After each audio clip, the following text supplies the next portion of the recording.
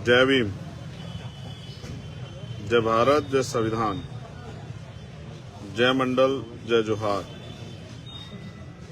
और आज ये अचानक से फेसबुक लाइव एक जरूरी आंदोलन से आप सब तक वो आंदोलन पहुंचाने के लिए स्पेशली निवेदन बिजनौर जिले के जो रहने वाले लोग हैं या बिजनौर जिले के जो आसपास के लोग हैं, ये उनसे आग्रह है मेरा, लेकिन आपके जरिए पूरे देश को भी मुझे ये बताना है कि हम लोग कहाँ हैं और क्या हो रहा है। प्रिय साथियों, समय समय पे बहुजन समाज में जन्मे सभी संतों, गुरुओं, महापुरुषों को नमन करता हूं। आज हम लोग हैं नगीना लोकसभा के जिला बिजनौर में, कलेक्ट्रेट यानी कि जिला अधिकारी कार्यालय पर। और क्यों है उसका कारण है कि अभी मैं 3 दिन पहले एक गांव में सभा कर रहा था। सभा के दौरान एक महिला, एक मां मेरे पास पहुंची और उसने मुझे बताया कि यहां गुलदार का आतंक है। गुलदार, आप उसको लेपर्ड भी कह सकते हैं, आप साधारण भाषा में उसको क्या कहते हैं? यहाँ गुलदारी कहते हैं या तेंदुआ? गुलदार बोलते हैं। साधारण भाषा में गांव के लोग समझाने गुलदार बोलते हैं, गुलदार।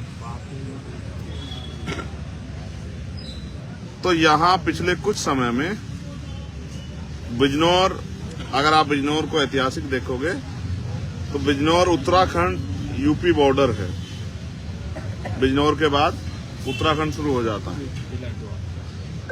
एक तरफ जिला हरिद्वार, दूसरी तरफ जिला उधम सिंह नगर।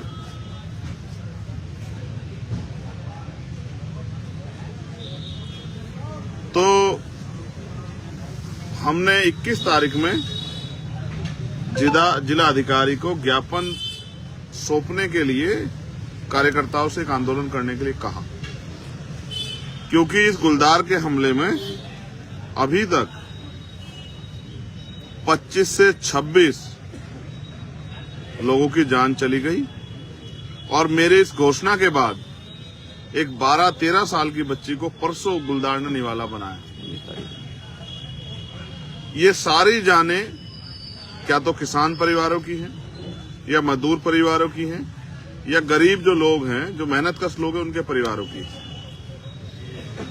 अब सवाल ये है कि बिजनौर और उत्तर प्रदेश और देश में क्या इंसान की जीवन की कीमत इतनी कम हो गई है कि 25-26 घटना होने के बाद भी ना सरकार ने या ना यहाँ के अधिकारियों ने उन परिवारों की सुध ली, ना उनके लिए कोई मुआवजा दिया, ना उनसे बात की, ना उनके दुख को, दर्द को कम करने का प्रयास किया। सिवाय अगर किसी गांव में गुलदार दिख जाता है या आ जाता है, वहां के लोग फोन करते हैं तो अधिकारी कहते हैं कि गांव छोड़ के कहीं और जाके रह लो। क्या किसी नेता के साथ अगर होता ये तो क्या पुलिस यही जवाब देती है, प्रशासन यही कहता? क्या किसी अधिकारी के परिवार के साथ ऐसा तो क्या पुलिस और सरकार, प्रशासन यही कहती? या फिर किसी व्यापारी के बेटे के साथ ऐसा होता, बेटी के साथ होता, पत्नी के साथ ऐसा होता, पिता के साथ ऐसा होता, मां के साथ ऐसा होता, तो क्या प्रशासन और पुलिस का यही रवैया रहता? या सरकार का की संवेदनशीलता जो मर गई है, सरकार संवेदनहीन हो जाती? ये सवाल यहाँ के जिलाधिकारी, क्योंकि उनके पास जवाब नहीं है और उनको जवाब देना है, हम यहाँ जवाब मांगने के लिए बैठे हैं, तो वो यहाँ से नदारद है। क्योंकि 2 दिन बाद मुख्यमंत्री की रैली है, वो उसका बहाना बना के यहाँ से इधर उधर। लेकिन सवाल ये है कि 26 लोगों की जान चली गई और किसी को कोई फर्क नहीं पड़ा। इसलिए आज हम लोग जिला कार्यालय पर बैठे हैं और जब तक यहाँ के जिलाधिकारी आकर सरकार के लोगों से बात करके हमें आश्वस्त नहीं करेंगे कि उन्होंने गुलदारों का हमला रोकने के लिए, अभी भी खतरा बना हुआ है। कल पर यह भी नहीं पता किसकी बच्ची, किसका बेटा, किसकी बेटी, किसकी पत्नी, किसी की माँ, किसी के पिता, किसी का बेटा, किसकी हत्या हो जाए, गुलदार किसको उठा ले जाए। कई लोग मेरे पास आए, एक माई जिसके आंसू नहीं सूख रहे थे, जिसका कहना था कि उनके 19 साल के बेटी को गुलदार उठा के ले गया, जिसकी शादी तय हो गई थी। एक किसान परिवार, सिख परिवार से एक साथी है जिनके जवान बेटे को पानी देने का 23 साल के अकेला बेटा था, उसको गुलदार उठा के ले गया।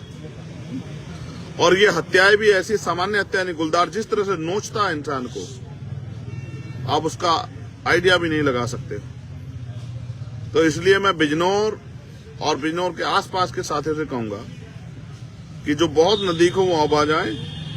बाकी हमारे साथी कल सुबह बिजनौर पहुंचने का काम करें, जिला अधिकारी कार्यालय पर हम यही डटे हुए हैं। क्योंकि बहुत ज्यादा मीडिया में इस खबर को नहीं रखा जाएगा, बहुत अखबारों में नहीं छपेगी, लेकिन हमारे पास ये एकमात्र साधन है सोशल मीडिया, जिसके जरिए हम आवाज उठा सकते हैं। आप महसूस करिए, बहुत सारे ऐसे लोग हैं जिनकी जीविका वो इसी तरह चलती है कि सुबह वो खेत में काम करने जाएं या मजदूरी करने जाएं, मजदूरी करने जाएं, लेकिन आज उन सब पे रोक लग गई है और वो लोग भूख से मर रहे हैं, क्योंकि उनको ये नहीं पता कि वो जाएंगे तो अपने बच्चों के लिए 2 टाइम का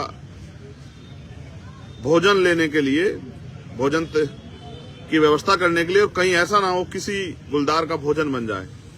मजदूर खेत पे नहीं जा पा रहा है, महिलाएं घर से बाहर नहीं निकल पा रही, बच्चे स्कूल नहीं जा पा रहे हैं। और ये आजाद भारत है, गुलाम भारत नहीं है कि कोई सुविधाएं नहीं है। जैसा मैंने कहा, अगर ये ताकतवर लोगों के साथ होता तो अभी तक वहां बैरिकेडिंग लग गए होते, तार बाड़ हो गई होती, फोर्स बुला ली गई होती, बड़े बड़े। अब आपको जानकर अचरज होगा कि गुलदारों की संख्या से भी कई गुना कम पिंजरों की व्यवस्था प्रशासन पे है। अभी मुख्यमंत्री जी की रैली है, लाखों रुपए उसमें खर्च होंगे, सरकारी पैसा।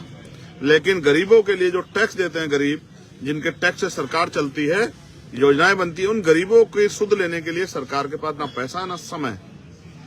इसलिए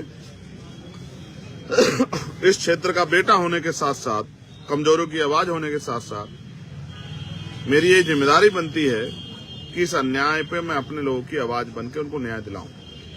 इसलिए भयंकर सर्दी में, जहां टेम्परेचर कुछ देर में माइनस के करीब हो जाएगा, हमने और हमारे सैकड़ों साथियों ने ठान लिया है कि जब तक हमारी मांगे नहीं सुनी जाएगी और उनपे हमें ठोस आश्वासन नहीं मिलेगा, जैसे हमने मांग रखी है कि हर परिवार को 25 लाख रुपए का मुआवजा मिले, जैसे हमने मांग रखी है कि जो भी घायल हैं उनको 5-5 लाख रुपए की मदद हो,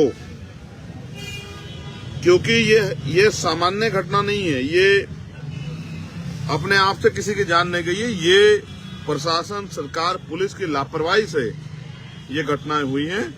इसलिए इसके लिए सरकार भी पूर्ण रूप से दोषी और प्रशासन भी, और इसीलिए यहाँ के जिलाधिकारी आंख नहीं मिला पा रहे हैं, क्योंकि उनको जवाब देना पड़ेगा कि 3 महीने से घटना चल रही है, आपने क्या कार्रवाई करी, उन पे शब्द नहीं होंगे बताने के। इसलिए वो मुंह छिपाए घूम रहे हैं, हमारे सामने नहीं आ रहे हैं। लेकिन वो मुंह छिपाए घूमे या सामने ना आए, इससे फर्क नहीं पड़ता।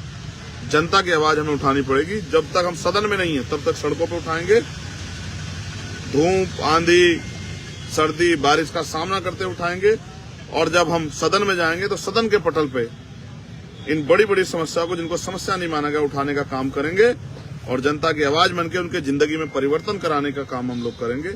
इसलिए अभी हम जिलाधिकारी कार्यालय में, मेरा बहुत बड़ा बहुजन समाज यहाँ रहता है, शायद उनको भी सूचना नहीं, इस लाइव के बाद सूचना पहुंचेगी कि उनका बेटा, उनका भाई चंद्रशेखर आजाद जिलाधिकारी कार्यालय में खुले आसमान के नीचे उनके हकों की लड़ाई लड़ने के लिए बैठा है। और वो उनसे अपील कर रहा है कि वो आए और यहाँ इस आंदोलन को मजबूत करें, जिससे ये निकम्मी, गूंगी, बहरी सरकार और इनके तानाशाह अधिकारी कर्मचारी गरीबों की, कमजोरों की आवाज सुने।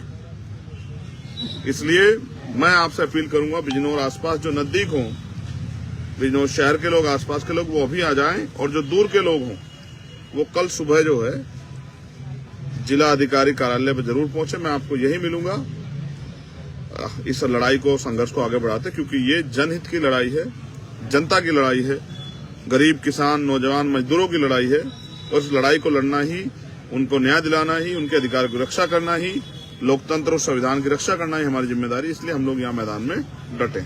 बहुत बहुत धन्यवाद।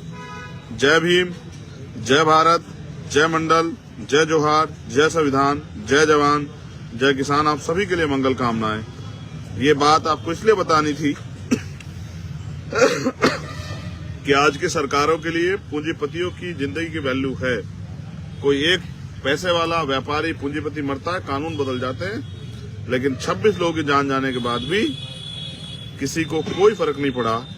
ये भारतीय जनता पार्टी की उत्तर प्रदेश की सरकार के नेतृत्व में हो रहा है, मुख्यमंत्री जी के नेतृत्व में हो रहा है। इसलिए मेरी जिम्मेदारी बनती है कि उनकी आवाज उठा के उनको न्याय दिलाने का काम करूं, उन परिवारों के आंसू पूछने का काम करूं। बहुत बहुत धन्यवाद। जय भीम, जय भारत।